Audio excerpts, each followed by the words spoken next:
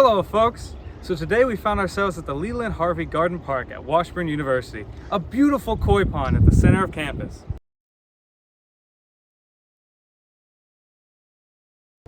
So there's just one slight hitch. I don't know anything about the flora and fauna that we'll find inside the garden. So let's go ask the brilliant biologists of Washburn what they found. Come on! Hi Kinley! Hi Chris. What are you doing today? I'm out here at the koi pond looking at plants, waiting on my friend Abby to get here. Actually, she's right here. Hello. Hi Abby! Hi. So what can you tell me about plants? So actually I was walking around looking at the algae. Algae thrive on sunlight, so if there's no sunlight, you won't be seeing any algae around. And another type of plant that you can see here at the koi pond are lily pads.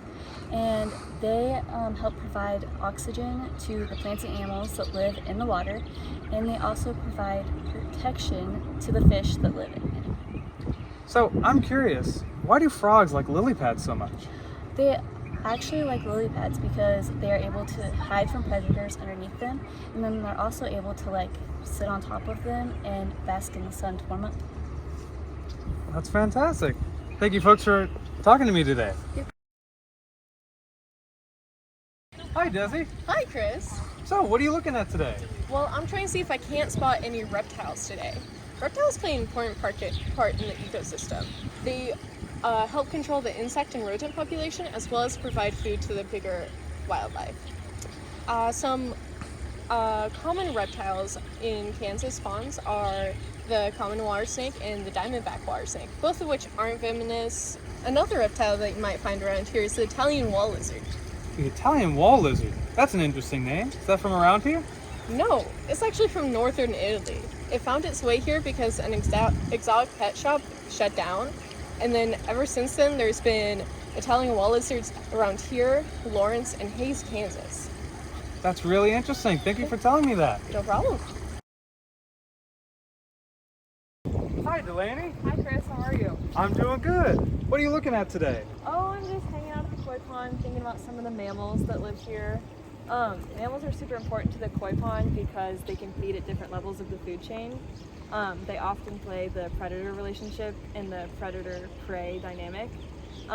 And they can also interact with the plants, which is especially common in a koi pond environment like this. A couple common mammals that you could see in a koi pond environment, or really just Topeka in general, is coyotes, foxes, mice, possum, and squirrels. Squirrels. What kind of squirrels do you find here at the koi pond? We actually have a lot of eastern fox squirrels on campus. They have a reddish orange fur and a super bushy tail, and they're also a little bit bigger than eastern gray squirrel, which are the normal kind of squirrels that you would see around here. But yeah. Great. Thank you for talking to me. Absolutely. Hi Carolyn. Hi! So what are you looking at today? I came to the koi pond to check out some amphibians. Some common ones you can find here are salamanders and frogs. Some of the common frog species you can find are leopard frogs, bullfrogs, and green frogs. The tadpoles here can eat the algae, which keeps the water clean. And also the amphibians keep the insect population down. They can eat up to 10,000 insects in a single summer season. Amphibians are also known for being bioindicator species. What are bioindicators? Bioindicator species help scientists have a better idea of the environmental condition of the koi pond. That's because amphibians have permeable skin, which makes them vulnerable to pollutants and toxins. So if they're not doing so hot, then there's probably some toxins in the water. That's really cool. Well, thank you for letting me know. Yeah, nice talking to you today. You too.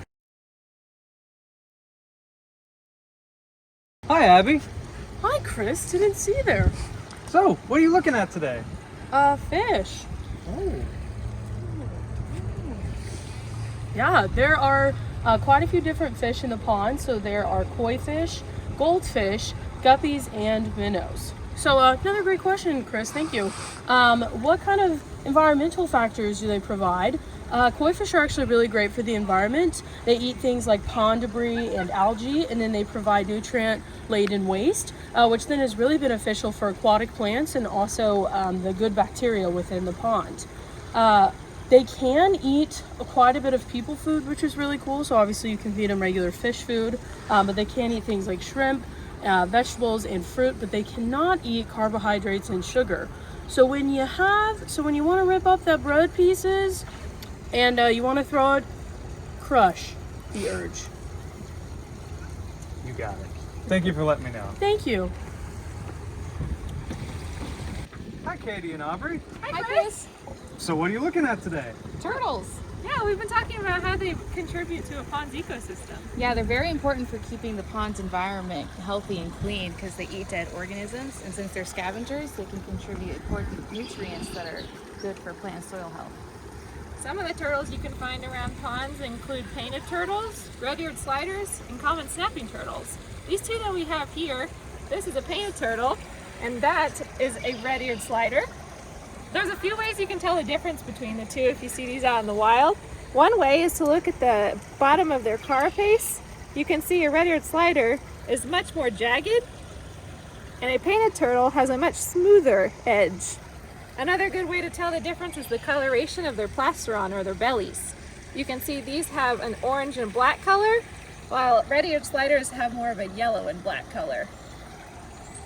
Other turtles you can find here are common map turtles, common musk turtles, and spiny softshell turtles. You've probably heard of the Kansas state reptile being the ornate box turtle. Those turtles are actually not found in or around water, and they shouldn't be taken to bodies of water like this. Did you know that turtles have been around for a really long time? How long? Actually, scientists believe that the first turtle was around on Earth around 260 million years ago, which is even longer than dinosaurs. Wow, that is a really long time. Thanks for talking to me. You're welcome, Thank you, Chris.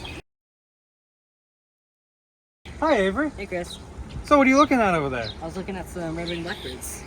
Is that a native species around here? Yeah, they are all over the place actually, and they really like places of like wetlands and stuff. Oh, really? Are there any other species around here? Yes, there are lots of species that can be found at like ponds and places like this, such as great blue herons and mallards, which we even have a breeding pair here that have been seen every year here and return every year. Well, that's fascinating. So how many species can be found in this type of ecosystem? Well, in natural wetlands, during the migration season, you can see upwards of 170 species, and it goes down to about 90 in the winter. But this is not a natural wetlands. It's man-made and it's in the middle of the city, so we don't really see as many species. Oh, so where can you find a natural wetland? Well, near here, there's the Baker Wetlands that are nearby Lawrence, and if you want to go see a more famous one, is Cheyenne Bottoms, which is out west. That's great. I'll have to go check those out. Yeah, it'd be great. So, this concludes our tour of the Leland Harvey Koi Pond. I hope you learned something interesting, and to see you out here sometime soon.